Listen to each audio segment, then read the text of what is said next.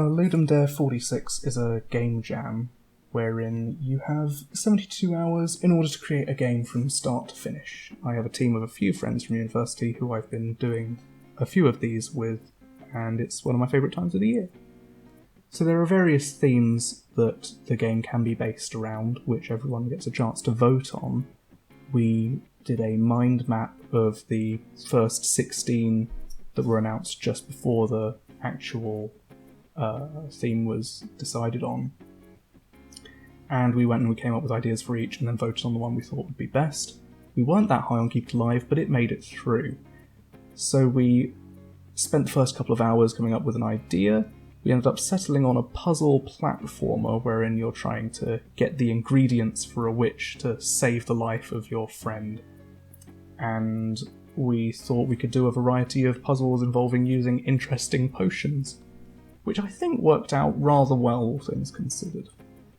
So we had an idea for 3 main zones, which would be a forest you could capture mushroom in, there was a troll defending a bridge, and there was a graveyard. Our tech stack was quite nice. We used Godot engine, which is a free and open source game engine, Gitkraken for collaboration and version control stuff, Procreate for art, Sublime Text for text files, and Ableton Live is my audio workstation of choice. All the audio I do is using an Ibanez Iron Label guitar into a Line 6 Helix. This is a time-lapse of all the files we commit. So you can see there's a timer at the top, and I'm Bram up the top there, and I was the only one awake for the first 6 hours, so I went and set up our entire prototype in the first 6 hours, which is what you see here, which has particles on the floor, nice grass shaders, and a state machine, saying whether you're idle or falling, and screen shake whenever you land. That was a lot of fun to set up. There was also a parallax background in the back there. That was a very good point to get us going. Max then got straight to work on making our forest level with cutscenes and the like. He did a fantastic job there, and Sam came in and started doing our processing for quests and dialogue, which was all with Jason Fosman, was very nice. So at the end of the first day, me being up for 24 hours at this point, we have the basis of our forest level. You can see there aren't many assets on it, but we've got the character assets, which Marsha had done, which she did a fantastic job of, and the mushrooms, and Max had set up a cutscene and a simple area you could climb around. At the rate we were going, we needed to create a level a day over the 3 days. We bit off much, much, much more than we could chew. Going back and doing it again, I would have scoped down greatly and polished a lot more, but hey, we're ambitious fellows. So the next day involved creating the Troll Bridge level, which was very time intensive. There was a lot going on there, including a mini-game that Max focused on a lot, and I was fixing up lots of problems with the main player, if I recall correctly. So here's what we had at the end of day 2, which I was just very happy with. There was a nice little effect at the bottom of the screen there. You can see when you drink a potion, and there were particles that come off the head of the player when they are able to drink a potion. And of course you can see the size was decreasing there. So we're now starting day 3. We're all on incredibly little sleep, but that's half the fun, isn't it? So, what was I doing on day 3? Day 3, we didn't have our starting or finishing cutscenes, so I was desperately trying to get that done before the deadline, which is about to hit at the top now. And now this is the last hour where we were cleaning up all the fixes. We didn't have much testing time because we'd only just got the game actually in a playable state in the last hour or so. But we managed to get it done, which I'm very, very happy about. It was a lot of work doing 3 disparate levels for a platformer at the time. Here we have a time-lapse where you can see Marsha's artistic process. She's using Procreate on an iPad, and she has a tremendous art style that makes our game look incredibly unique, and I'm terribly, terribly grateful for. Procreate has a very nice feature for exporting time-lapses easily, which is very nice. So here's the background here is the forest, which you will get to see a bit later on. It gets put on, it was what you saw earlier, which was all white blocks. So now I'm going to do a bit of a free-form devloggy let's play for the actual game itself. So we've got our main menu. Notice the misspelt name on Iyla there. That made it into the final release. Hey, it was bound to happen. So the game starts and you are carting your friend Iyla, you're called Arlo, to the witch's house. The plot is you were out picking berries and your friend tripped over in a magical puddle and came over terribly ill. You came to the local witch to try and find a cure, and it turns out it was a trap she had laid for a monster and hadn't intended to harm an innocent passerby with it. So she offers to help if you can go and find all the ingredients for the potion necessary to cure her. Notice the gas in the top left, that actually was animated on the in-game version of that building, but we didn't manage to move it over to the cutscene one just because there was so many moving parts to this. Max and Marsha did a brilliant job animating that teacup cauldron the witch used. There are so many great ideas going on there. Anyway, the writing I was very happy with as well. That was a result of Gem's work. We had lots of ideas for the story, but hadn't dedicated anyone to actually putting that to text, and she did a brilliant job of adding a lot of soul to our game. So we need to get our first two items, which are the Snapdragon and the Mandrake, which are over to the top right, and you do a simple bit of platforming to grab them. Originally, we were going to have lots of different items that you could grab. We were going to do different gems and different ingredients, maybe even to have them make the potions you'd use during each section, but that didn't come to fruition. Once you complete that, you get the first item, which is the speed potion. That's the very first potion we put in the game, back before the characters were rigged and looked like anything, but as you can see there, it lets you dash about, which is nice for movement and also for platforming itself. We're going to be doing a jumping puzzle in a moment here, involving these stalactites. So the stalactites drop down, and if they hit you, you get taken out. But if you time things properly, you can let them pass you by. And that gap there you cannot cross without the speed potion. That's kind of the basis of how the game's laid out. It's sort of a Metroidvania style where you need items to progress further, wherein those items are these potions you're gathering. And here's the troll. The troll is amazing, just look at him. So you need to get an amethyst from the troll, he's guarding it on his bridge, and you need to best him at a game of his choice, which in this case will be tic-tac-toe. Max managed to fit a full-blown mini-game in our product, so that's fantastic.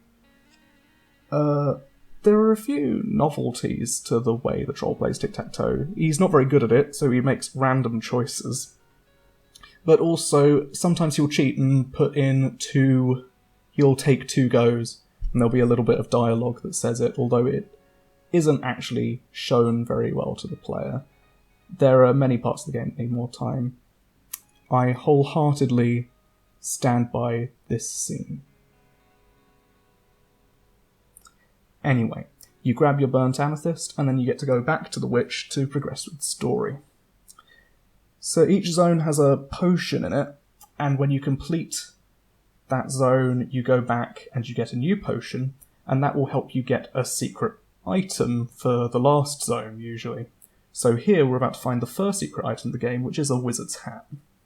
So if you drop off that platform and do a dash, you get your secret. And all the secrets are cosmetic changes to the character that have gameplay effects. So this one has the effect of slowing down time when you're selecting potions. You see the particles moving slower and the player moving slower. The idea was it would help you think about difficult, fast-paced puzzles if you could slow down time. In fact, it was a potion originally that you could drink to slow down time for a certain amount of time. I'm not sure why we veered away from that, but we ended up strapping it onto this item instead of being a separate potion, and I'm quite happy with that. I do think I spent more time than I should have on secrets, considering not all players will get to see them, but I think that adds a lot of character to the game. So now we are heading off to the forest zone. the forest zone has a living mushroom we need to capture, and we can use our size potion to get small enough to run through.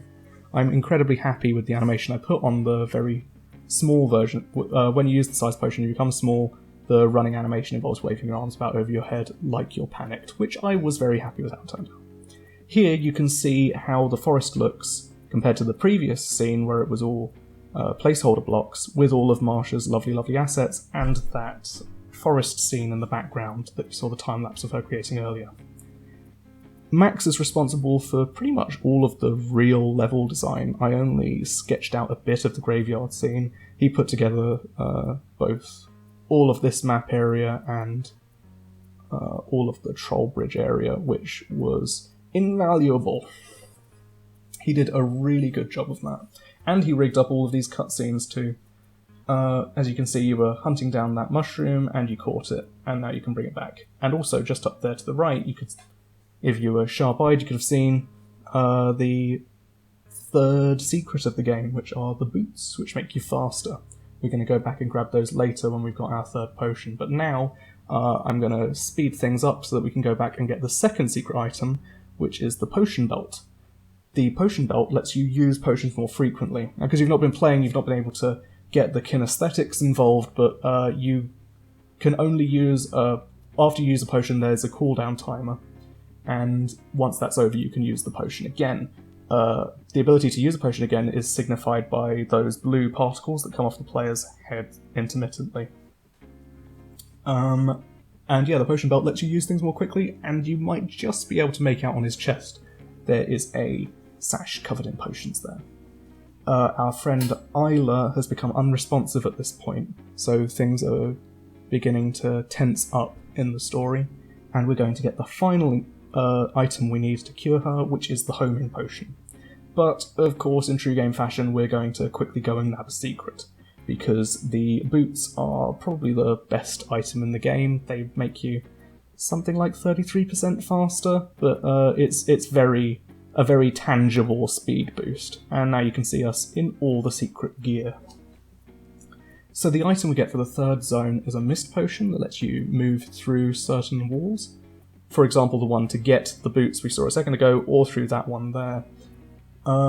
That sprite on that gate was supposed to be moved over to the other secret wall to make them all look identical, because it's not conveyed to the player very well whether or not an object can be travelled through. But generally they've got a purple light on them, as you can see here. This is the final puzzly zone of the game, and the novel part of the graveyard zone are these ghosts that hunt you down. They were much too loud and much too fast, and this was very difficult, hence I've had to speed up my replay of this zone. Additionally, this whole area underground shows off the lighting that's been present throughout the whole game, but there is a light attached to the player character, which wasn't used very much. But this whole zone is darker, and you get the homing potion, which lets you start the final chapter of the game. So the homing potion takes you home. So you drink that and it takes you back to the witch's hut, where you'll be able to give it to the witch and she will attempt to save your friend, Iyla. I don't think there's too much else for me to add at the moment. You can see at the bottom, the very bottommost part of the witch's hut is moving. I tried to make various parts of the game move, like all the grass in the foreground had a shader attached to it in order to make it move. I like to try and do that as much as possible, just to make worlds you're in feel more alive. But yeah, I thought that'd be nice to point out. And as you can see, we do in fact save our friend. We do bait the player a bit just prior to that. And that's the whole game. It takes probably about 15 minutes on a first try. If you're playing very quickly, you can get it done in about 5. That's somewhere around my record. But I do hope you give it a try. The links to itch.io and the Ludum Dare page will be down in the comments. It's completely free, a bit janky, but I think it's well worth the play. Anyway, I've eaten up much too much of your time. Thank you very much for watching.